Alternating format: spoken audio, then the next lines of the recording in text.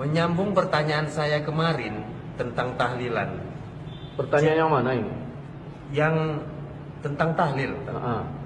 Jadi kesimpulan dalam tahlilan tersebut, bid'ah atau sunnah? Jangan ke sana kalau kita mau ngomong.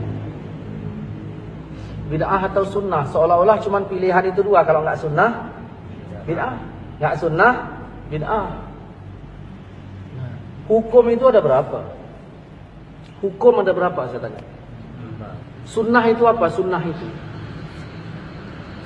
itu ma'udhifa ilan nabi, sesuatu yang disandarkan kepada nabi.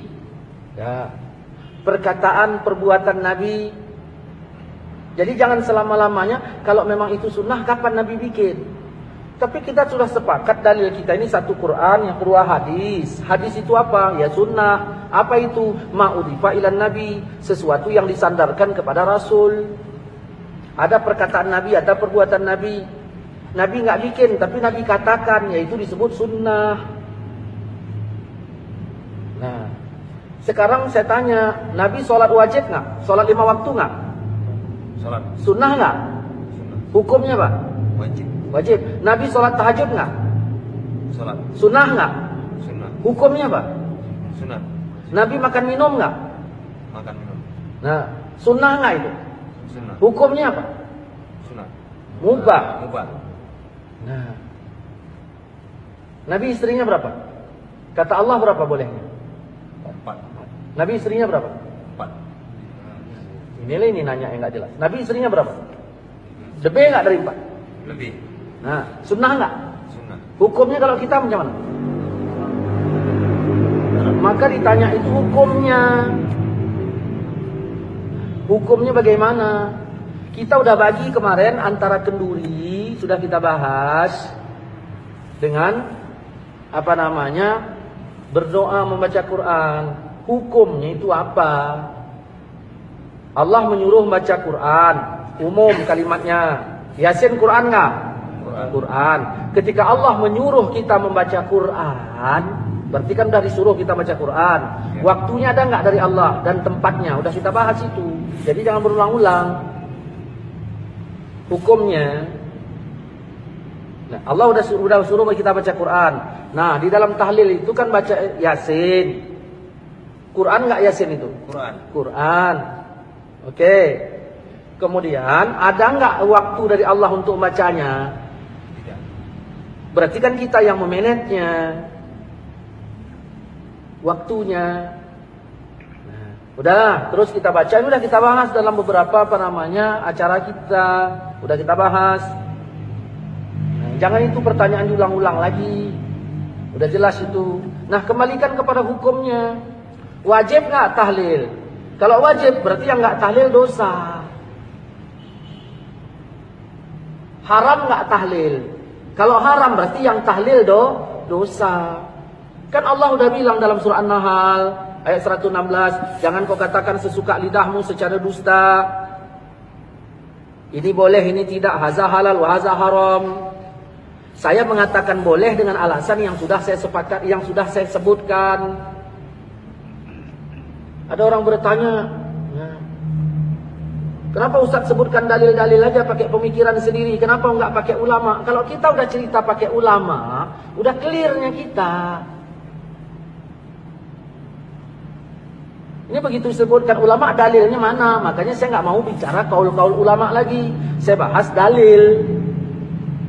Makanya didengarkan, disimak baik-baik itu.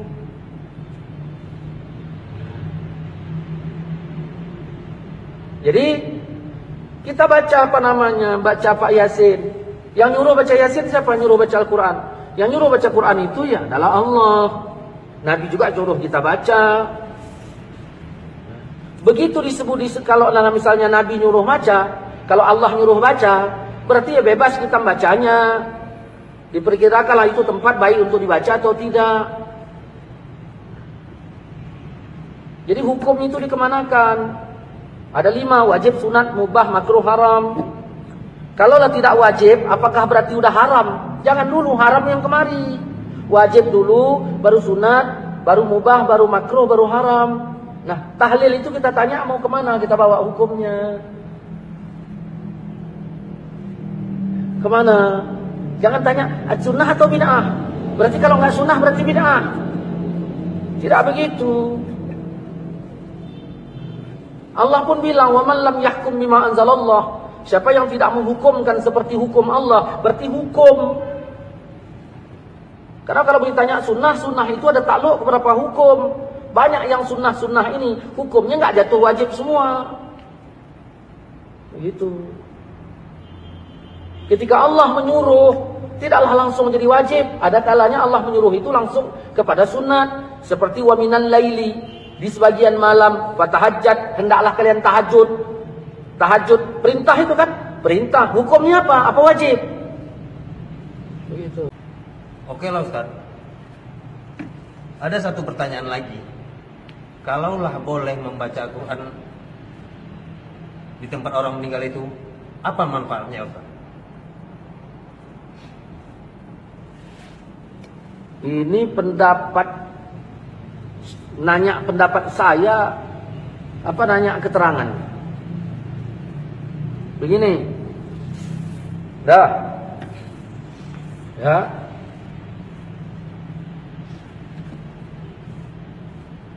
namamu siapa? Adi. Adi. Dah, orang tua Adi meninggal. Oke, dah meninggal kan? Ya. Sekarang si Adi yang tinggal di rumah itu sebagai anak almarhum, pikirannya macam mana? Kacau apa tidak? Kacau. Kecuali anak durhaka, baru senang. Oke. Begitu kacau, kira-kira iman Adi naik apa turun? Turun. Apa yang disuruh agama terhadap saya sebagai jirannya si Adi? Mendoakan. Menghiburnya, menghibur si Adi. Tujuannya untuk apa? Tujuan hibur itu? Ya, tujuannya hibur-hibur gitu aja, pakai keyboard gitu. Iman tadi naik apa turun?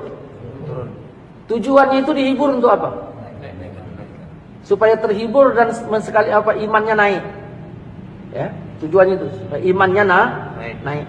Apa kata Allah dalam Quran?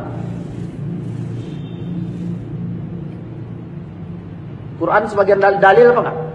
Dalil. Wa iza tuliyat alaihim ayatuhu zadathum imana. Kalau dibacakan Quran imannya nambah. Kau beriman enggak? Beriman kan? Begitu dibacakan Quran imanmu Nambah. Kalau enggak nambah berarti enggak beriman kok. Dah. Itu manfaat untuk keluarga yang ditinggalkan. Nah, timbul pertanyaan, boleh enggak baca Quran di tempat orang meninggal? Itu pertanyaannya. Nah, jangan kau katakan sesuka lidahmu secara dusta, ini boleh, ini enggak. Ada orang bilang enggak boleh, ya tanyalah alasannya apa. Saya bilang boleh, alasan saya apa? Kan Nabi udah bilang, iza hadartum, kalau kamu hadir ke tempat orang sakit atau mayit, ke tempat orang meninggal, ucapkan perkataan yang baik. Siapa yang bilang tuh? Hadirlah saya ke tempat si Adi. Orang tua Adi meninggal. Rasul nyuruh apa? Ucapkan perkataan yang baik. Datanglah saya. Assalamualaikum di. Waalaikumsalam. Kenapa ya ayah orang tua kita ini meninggal segala macam. Baik enggak? Ngomong saya itu baik enggak? Baik. Kata Nabi, sebaik-baik perkataan adalah Quran. Berarti membaca Quran macam mana? Lebih baik. Jelas kan? Berarti membaca Quran lebih baik. Tapi ini nggak lakukan sekarang menyelisih apa enggak? Kalau saya baca Quran di situ, yang saya selisihi ayatkah mana ayatnya? Nabikah mana hadisnya yang saya selisihi? Baru dikatakan berselisih apabila ada nabi bilang jangan, lalu saya baca, di situ berselisih namanya. Tapi bacanya rame-rame. Apa? Berarti babnya bab rame-rame bacanya, baca berjamaah masalahnya. Nanti kita bahas tentang masalah baca berame-rame. Jangan diaduk-aduk masalahnya. Berarti katakanlah, Ustaz, saya setuju tahlilan, tapi yang penting bacanya satu orang. Kan enak. Ini enggak, memang tahlilan bid'ah, pernah dibikin siapa? Ini. Datanglah saya tadi. Saya bacalah Al-Quran. Kenapa? Karena sebaik-baik perkataan adalah Al-Quran. Saya baca di situ. 2. Yang ketiga, kalaulah saya ngomong-ngomong yang baik bersama si Adi. Nah, tadi tak masalah kan? Ya. Tiba-tiba ada orang lain datang. Ustaz, kirim salam lah sama si Adi. Nah, lalu saya bilang, Assalamualaikum Di. Waalaikumsalam. Pak Tanjung kirim salam sama kau. Oh, ya udah, tanyanya macam mana kabarmu? Nah, kata-kata macam mana kabarmu itu bahasa saya apa bahasa Pak Tanjung? Bahasa Pak Tanjung, karena dia suruh nanya. Boleh nggak saya bawa bahasa Pak Tanjung ke rumahmu? Boleh. Kalau bahasa Pak Tanjung boleh saya bawa, kenapa bahasa Allah kau larang?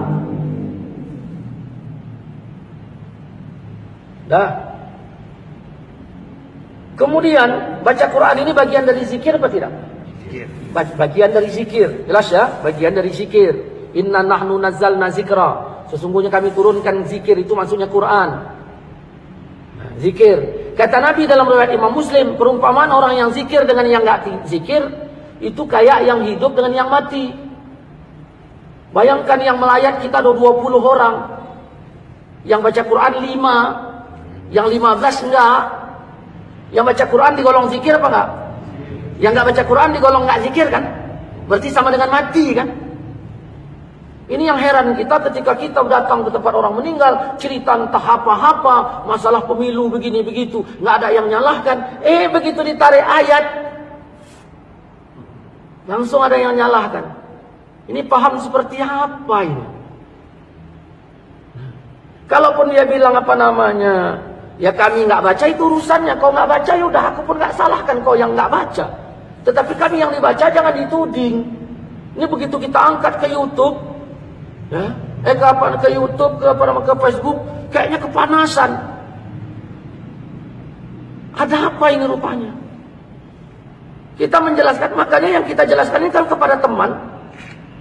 Saya Facebook ini punya teman, saya compare, artinya untuk teman saya. Kalau memang pemahamannya beda, ya jangan jadi teman saya. Saya ingin mengingatkan teman-teman, beginilah cara menjawabnya. Nggak ada saya singgah di teman-teman Facebook Wahabi itu sebegini-begini, enggak. Yang kepanasan macam-macam. Masya Allah. Ya. Udah. Ini baru 3. Ya. Kemudian ini berbicara manfaat kan? Ya. Berbicara manfaat. Baiklah, Ustaz. Jadi tunggu dulu, belum selesai. Jangan main baik-baik. Ada orang nelpon saya, Assalamualaikum Ustaz, Waalaikumsalam. Ya, nah, si Polan meninggal. Siapa? Ayah si Adi. Saya bilang apa? Innalillahi. Innalillahi itu apa? Kembalikan Al-Quran. Innalillahi itu Quran. Kalau pertama kematian saja kita dikembalikan kepada Quran, kenapa dilarang membaca Quran di waktu yang lain? Kemudian mau ditanya apanya lagi? Sampai enggak kepada almarhum? Kan begitu. Sampai kan?